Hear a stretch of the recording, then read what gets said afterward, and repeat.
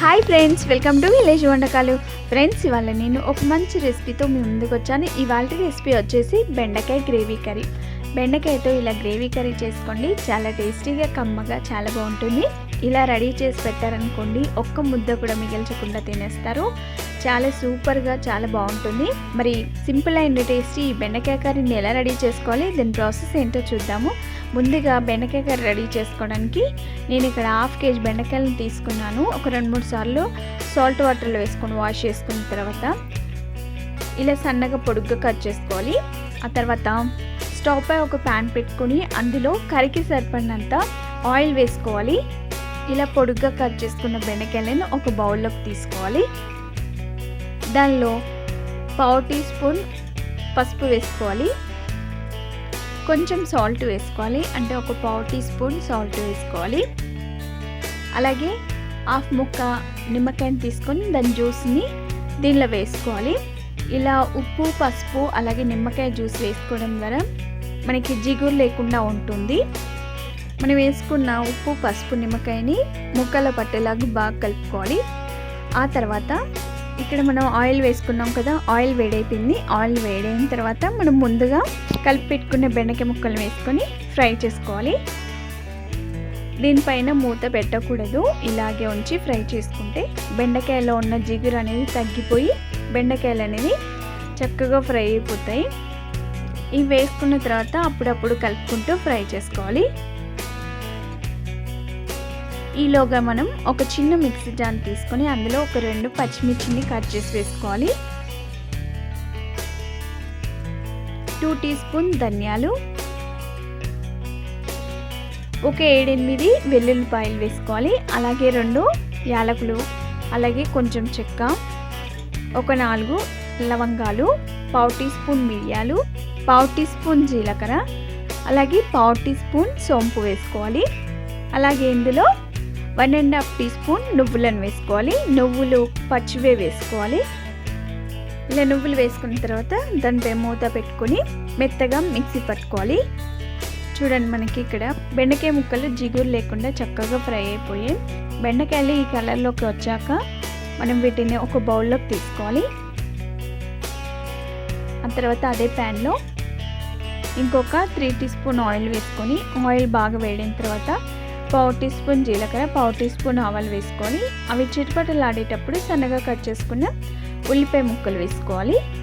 ఉల్లిపాయ ముక్కలు కొంచెం కలర్ చేంజ్ అయ్యేంత వరకు ఫ్రై చేసుకోవాలి. అవి కొంచెం ఫ్రై అయిన తర్వాత ఒక రెమ్మ కరివేపాకు వేసుకొని 1/2 టీ స్పూన్ పసుపు వేసుకొని బాగా ఫ్రై చేసుకోవాలి. చూసారా, ఇక్కడ ఒకసారి ఇలా మిక్సీ పట్టుకున్న తర్వాత అందులో సన్నగా కట్ చేసుకున్న టమాటో ముక్కలు వేసుకొని మెత్తని పేస్ట్ లాగా మిక్సీ పట్టుకోవాలి. చూడండి, ఇలా మెత్తని పేస్ట్ లాగా మిక్సీ పట్టుకున్న తర్వాత మనకి ఇక్కడ కరివేపాకు, ఉల్లిపాయలు చక్కగా ఫ్రై అయిపోయాయి. ఇలా ఫ్రై చేసుకున్న తర్వాత మిక్సీ పట్టుకున్నాం టమాటో పేస్ట్ని వేసుకొని బాగా కలుపుకోవాలి. ఇది పచ్చి వాసన పోయేంత వరకు ఫ్రై చేసుకోవాలి. ఈ గ్రేవీ టేస్టీగా అలాగే తిక్కుగా రావాలంటే మెయిన్ ఈ పేస్టేనండి. ఈ టమాటో పేస్ట్లో మనం మసాలాలు కూడా వేసుకొని మిక్సీ పట్టుకున్నాం కదా, వీటన్నిటి ఫ్లేవర్తో కర్రీ చాలా సూపర్గా ఉంటుంది.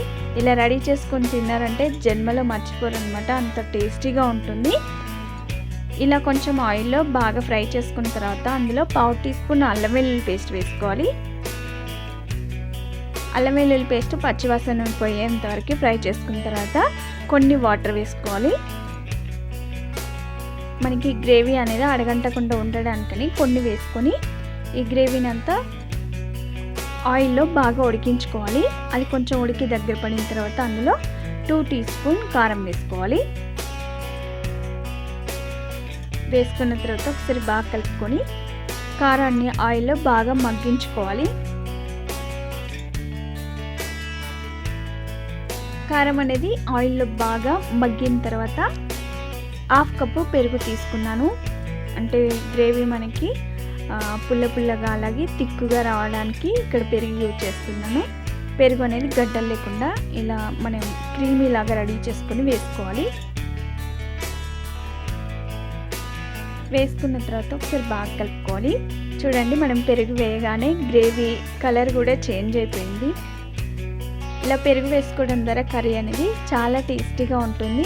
అది ఉడికి కొంచెం దగ్గర పడిన తర్వాత గ్రేవీకి సరిపడినన్ని వాటర్ వేసుకోవాలి. వేసుకొని మూత పెట్టుకొని ఉడికించుకోవాలి. అది కొంచెం ఉడికి దగ్గర పడేటప్పుడు అందులో మనం ముందుగా ఫ్రై చేసుకున్న బెండకాయ ముక్కలు వేసుకొని ఒకసారి బాగా కలుపుకోవాలి. అంటే మనం ఫ్రై చేసుకున్న గ్రేవీ అనేది ముక్కలు పట్టేలాగా కొంచెం ముందే వేసి ఉడికించుకుంటే గ్రేవీ అనేది ముక్కలకు పట్టి ముక్కలు చాలా టేస్టీగా ఉంటాయి. ఆ తర్వాత అందులో రుచికి సరిపడినంత ఉప్పు వేసుకోవాలి. వేసుకొని బాగా కలుపుకోవాలి. దానిపై మూత పెట్టుకొని ఆయిల్ పైకి తేలేంత వరకు, అంటే గ్రేవీ మనకి తిక్కుగా అయ్యేంతవరకు ఉడికించుకోవాలి. చూసారా, మనకి ఇక్కడ ఆల్మోస్ట్ కర్రీ రెడీ అయిపోయిందండి.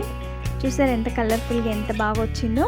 వంకాయ మసాలా కర్రీ ఎలా ఉంటుందో అంతకంటే టేస్టీగా ఈ బెండకాయ కర్రీని రెడీ చేసుకోవచ్చు. చాలా బాగుంటుంది. ఎప్పుడు ఒకే రకం కాకుండా ఇలా డిఫరెంట్గా ట్రై చేయండి. చాలా కమ్మగా ఉంటుంది. దగ్గర పడి ఆయిల్ పైకి తేలిన తర్వాత అందులో సన్నగా కట్ చేసుకున్న కొత్తిమీర వేసుకోవాలి. వేసుకొని బాగా కలుపుకున్న తర్వాత ఒక సర్వింగ్ బౌల్లోకి తీసుకొని సర్వ్ చేసుకుంటే అంతేనండి, సింపుల్ అండ్ టేస్టీ బెండకాయ గ్రేవీ కర్రీ రెడీ అయిపోయింది. చూసారా ఎంత థిక్గా వచ్చిందో. ముక్కలు కూడా పర్ఫెక్ట్గా ఉడికాయండి. వీటిని మనం ముందే ఫ్రై చేసుకున్నాము. బెండకాయలు చక్కగా ఫ్రై అయిపోయాయి. చాలా టేస్టీగా ఉంది. ఇలా ఒక్కసారి ట్రై చేయండి, చాలా బాగుంటుంది. మీ ఇంట్లో వాళ్ళకు కూడా చాలా బాగా నచ్చుతుంది. ఇలా సర్వింగ్ బౌల్లోకి తీసుకొని కొత్తిమీరతో గార్నిష్ చేసుకుంటే అంతేనండి, సింపుల్ అండ్ టేస్టీ బెండకాయ కర్రీ రెడీ అయిపోయింది. చూసారు ఎంత కలర్ఫుల్గా ఉందో. చూస్తుంటేనే నోరూరుతుంది కదా. చాలా డిఫరెంట్ వేలో మనం ఈ కర్రీని రెడీ చేసుకున్నాము. చాలా టేస్టీగా ఉంటుంది. మరి మీరు తప్పక ట్రై చేస్తారు కదా. మరిన్ని ఇలాంటి రెసిపీస్ కోసం మా ఛానల్ సబ్స్క్రైబ్ చేసుకోండి. మీకు ఈ వీడియో నచ్చినట్లయితే లైక్ చేయండి, షేర్ చేయండి. మీరు తప్పక ట్రై చేసి మీకు ఎలా వచ్చిందో మీ ఫీడ్బ్యాక్ని కామెంట్ చేయండి. Thank you for the watching. Bye bye.